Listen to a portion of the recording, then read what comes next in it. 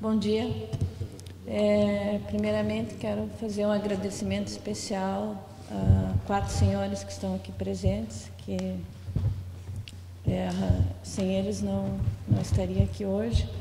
É o Ricardo Amaral, presidente da Associação Brasileira de Portugal, o senhor Zeferino, da Casa de Angola, e os nossos navegadores, Vasco da Gama e Pedro Alves Cabral, que estão aqui nos assistindo.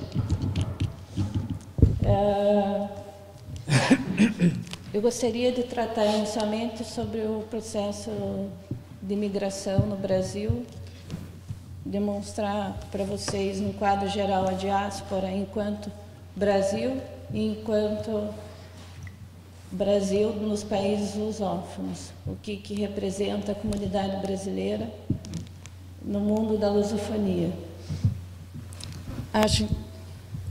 Acho interessante relacionar alguns fatos históricos, nomeadamente após o período colonial, onde o Brasil era proibido construir indústrias no Brasil, nesse período.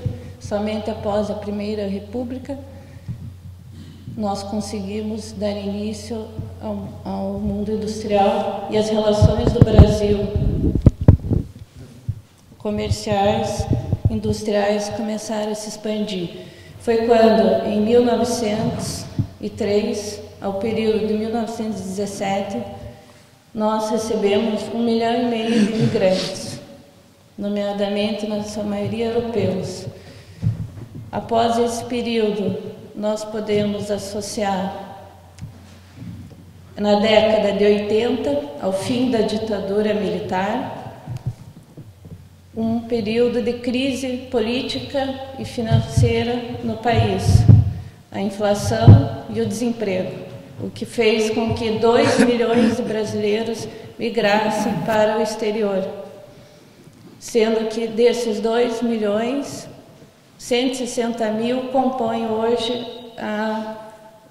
os países lusófonos. Em Portugal, somos cerca de 120 mil, em Angola, já aproximadamente 30 mil, é a comunidade, Moçambique, 5 mil, e o resto distribuído entre os demais países, não sendo possível constatar dados específicos em Cabo Verde, em Guiné-Bissau, em Timor-Leste, mas somos aproximadamente 160 mil.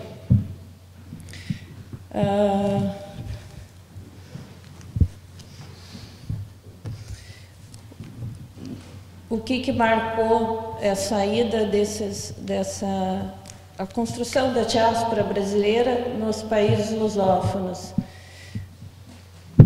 Juntado ao fator econômico, a busca de oportunidades nesse país, o Brasil, em 1987, pelo Ministério das Relações Exteriores, cria a Agência Brasileira de Cooperação e dá início à elaboração de tratados bilaterais comerciais com países como Portugal, Angola, Cabo Verde, Guiné-Bissau, Moçambique, Guiné Equatorial e Timor-Leste, dentre os demais.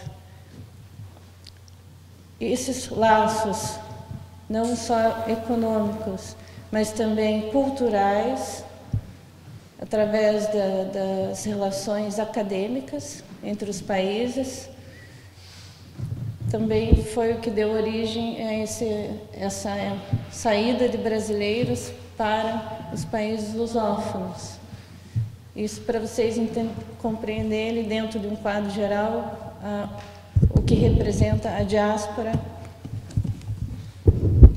brasileira nos países lusófonos, que eu acho que é fundamental passar um pouco desse conhecimento para melhor compreensão também do tema.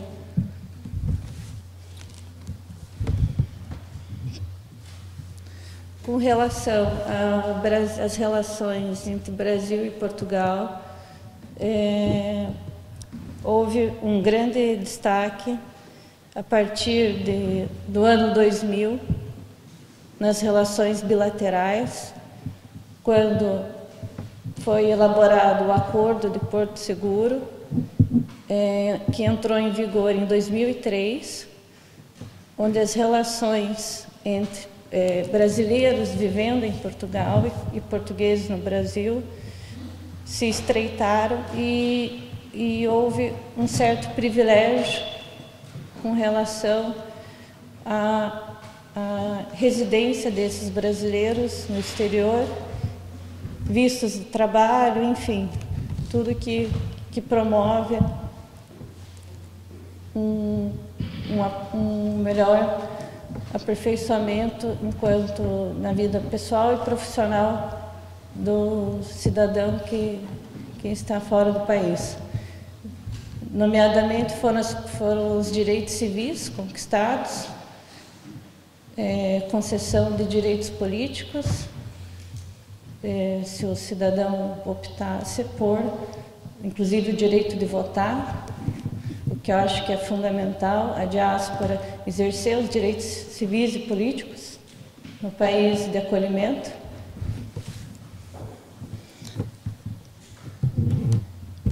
Em 2013 também foi realizado o Ano do Brasil em Portugal, em que foram tratados diversos temas, como o apoio à integração da política em Guiné-Bissau, o sistema,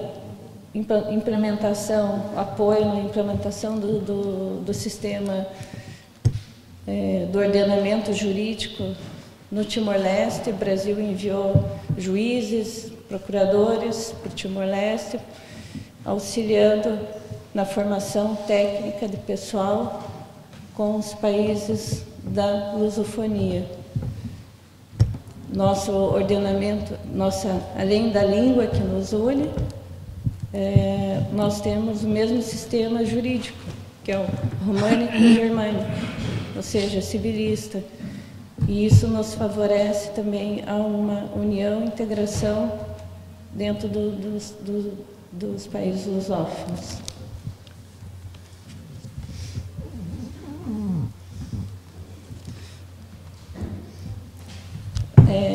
Outro fator importante que vem compondo essa troca de conhecimento e cultura com os brasileiros e cidadãos nos países lusófonos são os programas que o governo brasileiro criou de estudo, bolsas de estudo para graduação, pós-graduação, mestrado, doutoramento, que levaram centenas, e em alguns países o mais favorecido foi Guiné-Bissau, Cabo Verde, enviados às universidades no Brasil para uma formação técnica e um conhecimento, uma troca de conhecimento cultural muito grande dentro desse meio. Em Portugal também, com as universidades de Coimbra, com as universidades em Lisboa, quase todas estão associadas a esse programa e muitos cidadãos estão sendo beneficiados, o que favorece também a integração da diáspora nos países.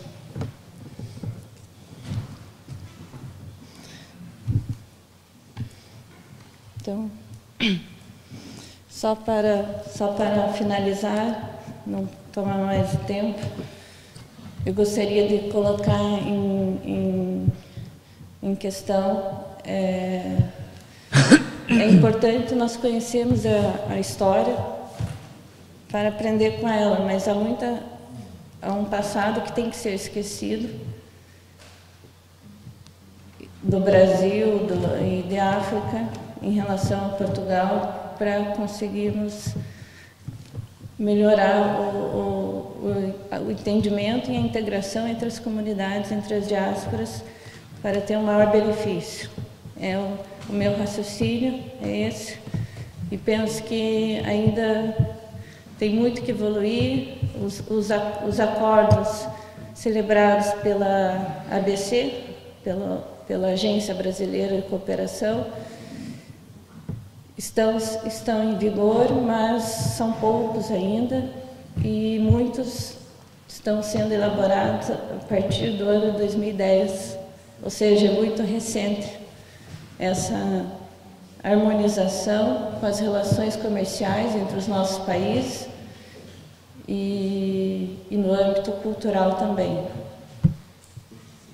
Fica para reflexão e também informar que dentro das diásporas há várias formas de se trabalhar, ou seja, nós podemos nos relacionar enquanto diáspora e país, e governo, e governo. É importante essa integração entre associações, organizações, governos, para chegarmos a uma evolução dentro do que nós queremos para uma cidadania lusófona. Obrigada, a atenção de todos.